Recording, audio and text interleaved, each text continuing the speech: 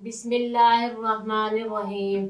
अस्सलामुअलैकुम dear viewers. आज हम आहन नाम का मतलब और उसकी अहम बुनियादी मालूमात लेकर आपकी खिदमत में हाजिर हुए हैं। तो चलिए बढ़ते हैं अपने आज के टॉपिक आहन के मतलब की जानब। आहन की इब्तदाई मालूमात हमें हिंदी ज़बान से मिलती हैं। जिनसी तौर पर ये नाम लड़कों के लिए इस्तेमाल किया जाता है। खुशकिस्मती के अदाद में 2, 4, 7 और 9 के अदद शामिल हैं। मजहबन ये एक हिंदू नेम है, लेकिन मुसलमान भी इसको रखना पसंद करते हैं। इसके लिए बेहतरीन वक्त सुबह 7 बजे से 9 बजे तक 2 घंटे हैं। खुशकिस्मती के दिनों में मंगल और जुमेरात के दिन शामिल हैं। अगर बात की जाए इनमें पाए जाने वाली खसूसियात की, तो ये लोग जिंदगी में आने वाली मुश्किलात से टकराना पसंद करते हैं और इनका मुकाबला करना चाहते हैं।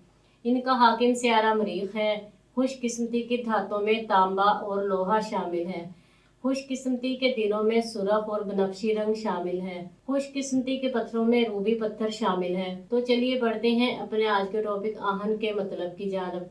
आहन का मतलब है लोहे जैसा या लोहे की तलवार जैसा। उम्मीद है आपको हमारी आज की ये वीडियो बहुत पसंद आई होगी। अपनी पसंदीदगी का इजहार हमारी इस वीडियो को लाइक, शेयर और सब्सक्राइब करके ज़रूर कीजिएगा, ताकि आपको हमारी आने वाली नई वीडियोस मिल सकें। इजाज़त चाहेंगे, फिर मिलेंगे किसी नए नाम की तफसीलात के साथ। तब तक के लिए अल्लाह हाफिज़।